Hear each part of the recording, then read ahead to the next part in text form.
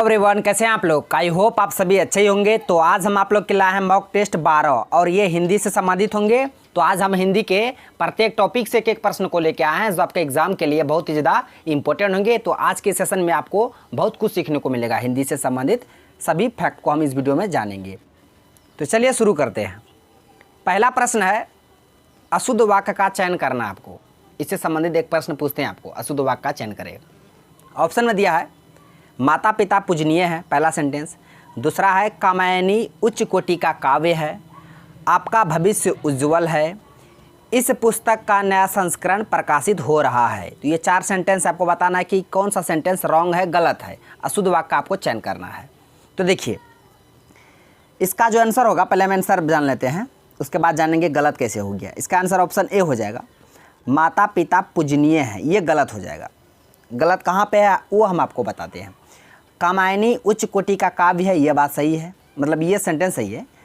आपका भविष्य उज्ज्वल है, ये भी सेंटेंस सही है। इस पुस्तक का नया संस्करण प्रकाशित हो रहा है, ये भी सेंटेंस सही है। लेकिन सेंटेंस गलत है ए, माता पिता पूजनीय है। उससे तो है माता पिता पूजनीय, लेकिन पूजनीय यहाँ जो वर्ड आया पूजनीय, ये पूजनीय ऐसे नहीं होगा, ये पूजनीय हो गया।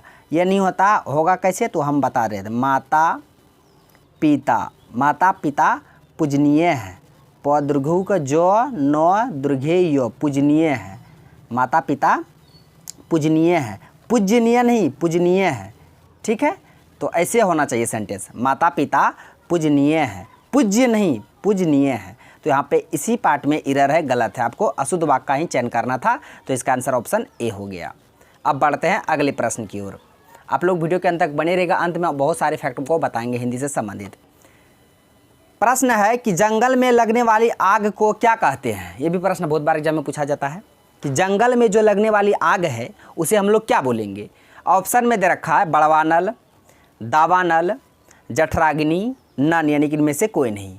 तो इसका जो आंसर होगा ऑप्शन बी हो जाएगा, दावानल। तो याद रखिएगा आप लोग, जंगल में लगने वाली आग को दावानल कहेंगे। बड़वानल किसे कहेंगे, बड़वानल। तो याद रखिएगा समुद्र में लगने वाली आग को, यानी कि समुद्र में लगने वाली आग, समुद्र में लगने वाली आग को हम लोग बोलेंगे क्या, तो बड़वानल बोलेंगे। जंगल में लगने वाली आग को दावानल। जठराग्नि, तो पेट में जो आग लगती है हम लोग ना, पेट में आग लग गया, भूख लग गया, पेट में लगने वाली आग को बोलेंगे जठराग्नि। पेट में लगने वाली आग, पेट में लगने वाली आग को जठराग्नि बोलेंगे। तो तीनों को याद रखिएगा, समुद्र में लगने वाली आग को बोलेंगे बड़वानल, जंगल में लगने वाली आग को दावानल, पेट में लगने वाली आग को जठराग्नि बोलेंगे। अगर वीडियो पसंद आता तो एक लाइक भी कर दीजिएगा और सारे प्रश्न का PDF आपको करेजी जीएस अड्डा के नाम से ही टेलीग्राम चैनल है, वहाँ पे जाके आप लोग जुड़ जाइए। वहाँ पे सारे प्रश्न का PDF वहाँ पे हम डाल देंगे। नेक्स्ट है कि विलोम शब्द का आपको चयन करना है।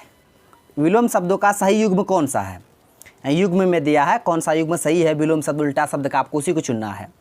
ऑप्शन ए में दिया धारा पृथ्वी, क्रोध गुस्सा, महात्मा संत, आस्तिक नास्तिक। तो देखिए ये जो धारा पृथ्वी है ये एक दूसरे का पर्यायवाची है, ये एक दूसरे का क्या है, पर्यायवाची है, उल्टा थोड़े है। पृथ्वी को ही धारा बोलते हैं, धारा को ही पृथ्वी बोलते हैं। उसी तरह गुस्सा क्रोध, ये भी एक दूसरे का पर्यायवाची है। क्रोध में गुस्सा, गुस्सा क्रोध एक क्या है।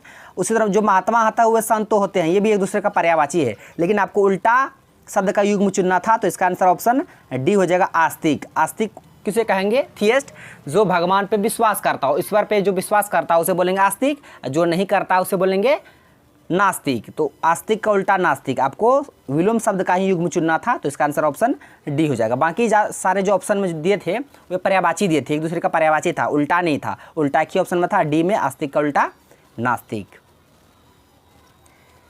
नेक्स्ट है कि कनक कनक ते 100 गुनी मादकता अधिकाय, या खाए बौराए जग वा पाए बौराए। इनमें से कौन सा अलंकार है। देखिए अलंकार से संबंधित पिछले वीडियो में भी एक प्रश्न बताए थे, तो आज हम थोड़ा बता देते हैं अलंकार के बारे में। तो देखिए अलंकार, अलंकार वैसे तो 3 तरह का होता है, हम लोग पढ़ते हैं मुख्यतः 2 तरह का। एक होता है शब्दालंकार, शब्दालंकार, एक होता है अर्थालंकार, एक अर्थालंकार। एक शब्दालंकार, एक अर्थालंकार। इसमें आता है अनुप्रास अलंकार, फिर यमक अलंकार, उसके बाद सलेश अलंकार, ये सब शब्दालंकार में आएगा। लेकिन अर्थालंकार में आएगा उपमा अलंकार, रूपक अलंकार, अतिशयोक्ति अलंकार, अतिशयोक्ति अलंकार, ये सब अलंकार अर्थालंकार में आ जाएगा। तो प्रश्न ऐसे भी पूछा जाएगा इनमें से कौन सा शब्द अलंकार नहीं है, इनमें से कौन सा अर्थालंकार नहीं है। अर्थालंकार में 3 ठो दे देगा, 1 ठो शब्द अलंकार में दे देगा। तो याद रखिएगा अनुप्रास, यमक, सलेश ये सब शब्द अलंकार हो गया, उपमा, रूपक, अतिशयोक्ति ये सब अर्थालंकार हो गया। अब यहाँ देखिए पहचानेंगे कुछ कुछ अलंकार को जो एग्जाम में पूछे जाते हैं। जिस तरह अगर अनुप्रास अलंकार हो, कोई क्वेश्चन दिया उसमें कैसे पहचानेंगे अनुप्रास अलंकार है, तो उसमें जो कोई भी जो एक लेटर है, वर्ण है, एक जो वर्ण होगा, एक वर्ण लेटर या क ख ग घ न च छ ज झ न त त प भ, कुछ भी एक कोई होगा जो बार बार आए, एक वर्ण जो वाक्य में बार बार आए, जो वाक्य में बार बार आए, वाक्य में बार बार आए, तो समझ लीजिएगा। जिस तरह मंदित, मुदित, मनोहर, उसमें देखिए मंदित, मुदित, मनोहर म आ रहा है ना, यानी कोई भी वर्ण अगर बार बार आएगा तो समझ लीजिएगा वो अनुप्रास अलंकार है। उसी तरह अगर यमक अलंकार मतलब पहचानना हो, यमक अलंकार को कैसे पहचानेंगे, तो यमक अलंकार इसमें जो एक शब्द होगा, शब्द वो 1 से अधिक बार आएगा और प्रत्येक बार में उसका अर्थ अलग अलग होगा। शब्द 2 या 2 से अधिक बार आएगा, 2 बार आएगा, 2 बार आएगा या उससे अधिक बार आएगा, 2 बार आएगा और दोनों बार उसका अर्थ अलग अलग होगा, ये यमक अलंकार होगा। और अतिशयोक्ति अलंकार में हम लोग कोई भी चीज़ को बढ़ा चढ़ा के बोलते हैं, जो नहीं होता है फिर भी हम लोग बोल देते हैं, तो वो अतिशयोक्ति अलंकार हो जाएगा। और एक उपमा अलंकार बहुत बार पूछता है, उपमा अलंकार। तो उपमा अलंकार कैसे पहचानेंगे, अगर कोई भी वाक्य में अगर सा, सी, से देख लीजिएगा, सीरस देख लीजिए, सा, सी, से, ये वर्ड जो देख लीजिएगा, ये सा दिखेगा, सी दिखेगा, सी अगर हो गया उस वाक्य में कहीं भी सा, सी, से में, तो समझ लीजिएगा वो उपमा अलंकार होगा। तो अब आइए प्रश्न की ओर, जितना हम बताना था हम बता दिए। प्रश्न में देखिए, कनक कनक ते 100 गुनी मादकता अधिकाय, या खाए बोराए जगवा पाए बोरा। यहाँ पे देखिए कनक कनक, कनक कनक 2 बार आ गया, एक कनक मतलब धतूरा जो होता है, एक कनक मतलब सोना होता है। यहाँ कनक 2 बार आया ना, दोनों कनक का मतलब मीनिंग जो अलग अलग, हम बोले ना जो वर्ड 2 बार आए, 2 या 2 से अधिक बार आए, उसका अर्थ दोनों बारे में अलग अलग होना चाहिए। एक कनक मतलब होता है सोना, एक कनक मतलब क्या होता है सोना, और एक कनक मतलब होता है धतूरा, क्या होता है धतूरा। तो कौन सा अलंकार में बताए थे जो शब्द 2 बार आए, एक ही शब्द 2 बार आए, तो यमक अलंकार में बताए थे। अनुप्रास में कोई एक वर्ण बार बार आएगा और यमक इसका करेक्ट आंसर हो जाएगा ऑप्शन बी। यमक में कोई भी शब्द 2 बार आएगा, दोनों बार उसका अर्थ अलग अलग होगा, जिस तरह यहाँ हम आपको बताइए। उपमा तो उपमा बताइए दिया, अगर मतलब इसी तरह वाक्य में अगर सा, सी, से देख लीजिएगा तो समझ लीजिएगा वो कौन सा अलंकार होगा, उपमा अलंकार। अतिशयोक्ति में बढ़ा चढ़ा कर बोलता है। तो सारे फैक्ट को आपको याद रखना है, आपके एग्जाम के लिए बहुत ही ज़्यादा इंपॉर्टेंट होंगे। नेक्स्ट है कि युद्ध करने की प्रबल इच्छा, वाक्यांश के लिए एक शब्द होगा, यानी युद्ध करने की प्रबल इच्छा को हम लोग क्या बोलेंगे, अनेक शब्दों के बदले एक शब्द। प्रश्न है युत्सा, दुर्जे, युत्सु, अजात शत्रु। वर्ड भी कैसा कैसा है, तो पहले इसका आंसर जान लेते हैं। ऑप्शन ए हो जाएगा युत्सा, युयुत्सा, युयुत्सा यानी कि युद्ध करने की प्रबल इच्छा को बोलेंगे युयुत्सा। दुर्जे, दुर्जे का मतलब क्या होता है, मतलब दुर्जे मतलब जिस पर विजय पाना कठिन हो, जिस पर विजय, जिस पर विजय पाना कठिन हो उसे बोलेंगे दुर्जय, कठिन हो उसे बोलेंगे दुर्जय। उसका युत्सु, युयुत्सु मतलब होता है योद्धा, क्या होता है योद्धा होता है युत्सु मतलब। और अजात शत्रु, अजात शत्रु का मतलब क्या होता है, तो जिसका कोई शत्रु ना हो, जिसका कोई शत्रु ना हो उसे बोलेंगे अजात शत्रु। तो पर युद्ध करने की प्रबल इच्छा को बोलेंगे युत्सा, याद रखिएगा।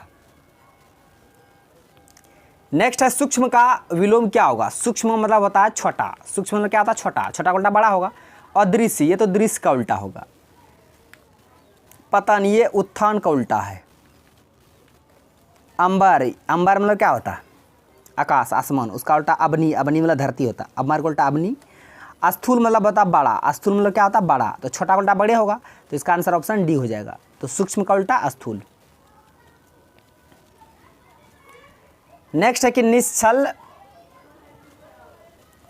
निश्चल शब्द में कौन सा संधि है, पहले इसका हम संधि विच्छेद करते हैं। तो निश्चल का संधि विच्छेद करेंगे तो निह धन छल, निह धन छल होगा निश्चल। अब यहाँ देखिए विसर्ग आ गया, तो विसर्ग आ गया, 2 बिंदा विसर्ग आ गया, तो इसमें कौन सा संधि हो जाएगा, विसर्ग संधि। ये तो आसान है, विसर्ग आ गया तो विसर्ग संधि।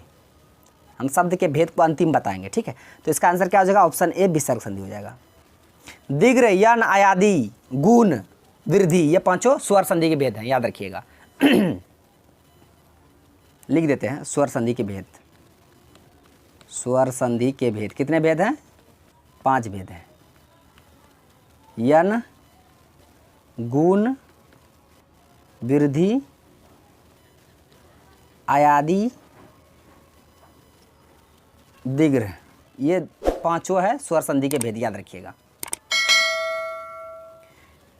नेक्स्ट है जो इंद्र पर विजय प्राप्त कर चुका हो उसे बोलेंगे हम इंद्रजीत। जो इंद्र पर विजय प्राप्त किया हो उसे बोलेंगे इंद्रजीत, याद रखिएगा। इंदु मतलब होता है चंद्रमा, चांद। इंदु मतलब क्या होता है? चंद्रमा बोलिए, चांद बोलिए। चंद्रमा ये राकेश भी होता है, इसका नाम, मेरा नाम भी वैसे भी राकेश है, तो इसका मतलब राकेश भी होता है, याद रखिएगा। चंद्रमा का पर्यायवाची राकेश, चंद्रमा बोलिए, इंदु बोलिए। उसके बाद जितेंद्रिय। जितेंद्र का मतलब क्या होता है? जो इंद्रियों पर विजय प्राप्त हो। इंद्रिय अलग होता है, इंद्रियां, इंद्रियां जो आंख, नाक, कान, जो है इंद्रियां, जो इंद्रियों पर विजय प्राप्त किया हो। जो इंद्रियों पर विजय प्राप्त किया हो उसे बोलेंगे जितेंद्रिय। जो इंद्र पर विजय प्राप्त कर चुका हो उसे इंद्रजीत। इंदु मतलब बताइए दिए चांद, चंद्रमा। नेक्स्ट है अधिकारी में कौन सा उपसर्ग है? उपसर्ग पहले लगता है, प्रत्यय बाद में लगता है। तो अधिकारी में अधिकारी, अधिकारी, अधिकारी उपसर्ग पहले लगता है, तो इसमें अधि उपसर्ग है। क्या है? अधि उपसर्ग है। और नहीं होगा, री भी नहीं होगा, ई भी नहीं होगा, तो इसका आंसर ऑप्शन बी हो जाएगा, अधि। अधिकारी में कौन सा उपसर्ग है? अधि उपसर्ग है। उपसर्ग पहले लगता है और उसका अर्थ बदल देता है, प्रत्यय अंत में लगकर उसका अर्थ बदलता है, याद रखिएगा। नेक्स्ट है कि अंधेरे का दीपक होना, मुहावरे का अर्थ क्या होगा? अंधेरे का दीपक होना। अनपढ़ व्यक्ति होगा नहीं। आशा का स्रोत, ये भी नहीं होगा। शोषित को न्याय दिलाना, ये भी नहीं होगा। इसका आंसर ऑप्शन सी हो जाएगा, इकलौता पुत्र। नहीं कहता अंधेरे का दीपक होना, इकलौता पुत्र होना, इक्के बेटा होना, इकलौता पुत्र होना। तो इसका आंसर ऑप्शन सी हो जाएगा। मुहावरे से संबंधित प्रश्न था, देख रहे ना, प्रत्येक टॉपिक से एक प्रश्न को लेके आए हैं। नेक्स्ट है कि हाटक का पर्यायवाची बताना है। किसका? हाटक। हाटक का पर्यायवाची बताना है। घोड़ा जनवी करते हैं, तुरंग, अश्व। कानन, ये कानन ये जंगल का है, कानन ये जंगल का है। विपिन बोलिए, जंगल बोलिए, ठीक है। चपला ये विद्युत का है। चपला किसका है? विद्युत का है। दामिनी भी विद्युत का है। चपला, दामिनी, चंचला, दामिनी। घोड़ा का जन्म करता है अश्व, तुरंग, तुरंग बोलिए, अश्व बोलिए, ठीक है। तो सोना बच गया। सोना का होता कनक, कंचन, कनक, कंचन, ये सभी सोना का होगा। तो इसका आंसर ऑप्शन डी हो जाएगा। हाटक भी सोना का ही पर्यायवाची होता है। हाटक किसका पर्यायवाची होता है? सोना का होता है। तो चारों का पर्यायवाची हम बता दी कुछ कुछ, जो आप याद रखिएगा। है विद्युत, दामिनी, चपला, चंचला, याद रखिएगा विद्युत का होता है। नेक्स्ट है जो अच्छा बोलता है उसे हम लोग क्या बोलेंगे? अनेक शब्दों के बदले प्रश्न है। जो अच्छा बोलता है। वाचाल जो बहुत बोलता है, जो बहुत बोलता है उसे वो वाचाल बोलेंगे। मितभाषी जो कम बोलता है, जो कम बोलता हो उसे बोलेंगे, जो कम बोलता हो उसे मितभाषी। सुशीत तो नहीं होगा। इसका आंसर ऑप्शन सी हो जाएगा, सुवक्ता। जो अच्छा बोलते हैं उसे बोलेंगे सुवक्ता। जो अच्छा बोलता हो उसे बोलेंगे हम सुवक्ता। जो बहुत बोलता हो वाचाल, जो कम बोलता हो मितभाषी, और जो कुछ बोलबे नहीं करता हो गूंगा हो जाएगा वो, ठीक है। जो कुछ नहीं बोलता हो गूंगा। देखिए आगे कुछ कुछ भेद है। देखिए अंग्रेजी में डम्ब लिखाएगा ना, डम्ब मतलब गूंगा होता है। कभी कभी सिनोनिम पढ़िएगा ना अंग्रेजी में, DUMB, डम्ब मतलब गूंगा, जो बोल नहीं सकता है। डीफ मतलब बहरा होता है, DEAF, डीफ, डीफ मतलब होता है बहरा। क्या? बहरा, याद रखिएगा। डम्ब मतलब गूंगा, डीफ मतलब बहरा। आ गया समास के भेद कितने हैं? देखिए कैसे कैसे करें। आदि के समास के 6 भेद हैं। कितने भेद हैं समास के? 6 भेद हैं। ये 6 भेद किसके हैं? तो समास के हैं, ठीक है। अव्ययभाव, तत्पुरुष, द्विगु, द्वंद्व, बहुब्रीहि, कर्मधारय। अव्ययभाव, तत्पुरुष, द्विगु, द्वंद्व, बहुब्रीहि, कर्मधारय, ये समास के 6 भेद हैं, ठीक है। अब कुछ कुछ समास हम लेके आए, जिस तरह ये हो गया तत्पुरुष समास का उदाहरण, कुछ कुछ हम लिख के लेके आए, इसको आप याद रखिएगा। तत्पुरुष समास, विद्या, जैसे विद्यालय, विद्यालय तत्पुरुष समास है। इसका विग्रह कीजिएगा तो विद्या के लिए आलय, विद्यालय। रसोई घर, रसोई के लिए घर, रसोई घर। सभा भवन, सभा के लिए भवन, सभा भवन। विश्राम गृह, विश्राम के लिए गृह, विश्राम गृह। गुरु दक्षिणा, गुरु के लिए दक्षिणा, गुरु दक्षिणा। प्रयोगशाला, प्रयोग के लिए शाला, प्रयोगशाला। देशभक्ति, देश के लिए भक्ति, देशभक्ति। स्नान के लिए घर, स्नान घर। सत्य के लिए आग्रह, सत्याग्रह। यज्ञ के लिए शाला, यज्ञशाला। डाक के लिए गाड़ी, डाक गाड़ी। देव के लिए आलय, देवालय, गौ के लिए शाला, गौशाला। ये सभी तत्पुरुष समास का उदाहरण है, आप इसे देख लीजिएगा एक बार। नेक्स्ट है ये द्वंद्व समास का उदाहरण। द्वंद्व समास, कौन सा समास? द्वंद्व समास का उदाहरण है। जलवायु, जल और वायु, अपना पराया, अपना या पराया, अपना और पराया, पाप पुण्य, पाप और पुण्य, इसमें हैफन रहता है, राधा कृष्ण, राधा और कृष्ण, अन्न जल, अन्न और जल, नर नारी, नर और नारी, गुण दोष, गुण और दोष, देश और विदेश, देश और विदेश, अमीर गरीब, अमीर और गरीब। नेक्स्ट है बहुव्रीहि समास, इसको भी देख लीजिए। बहुव्रीहि, बहुव्रीहि समास का कुछ उदाहरण लेके आए हम, ठीक है, इसको भी एक बार देख लीजिए। गज का आनन है जिसका अर्थ अर्थात गणेश जी, 3 नेत्र है जिसके शिव जी, नीलाकंठ है जिसका अर्थात शिव जी, लंबा है उधर जिसका गणेश जी, 10 आनन जिसके रावण, 4 भुजाओं वाला विष्णु, पीला है वस्त्र जिसके कृष्ण, चक्र को धारण करने वाला चक्रधर विष्णु, वीणा है जिसके हाथ में सरस्वती, वीणा पानी, सफ़ेद वस्त्रों वाली सरस्वती श्वेतांबर। ठीक है, ये बहुव्रीहि समास हो गया। नेक्स्ट आ गया एक कारक, कारक के भेद, कारक के भेद, कारक के 8 भेद होते हैं।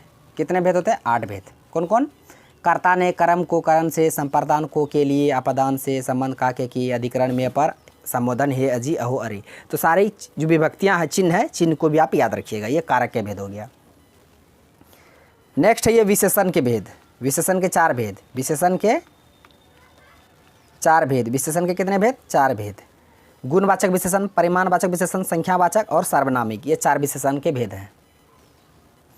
नेक्स्ट है सर्वनाम, सर्वनाम के कितने भेद? 6 भेद। सर्वनाम 6 भेद, सर्वनाम के कितने भेद? 6 भेद।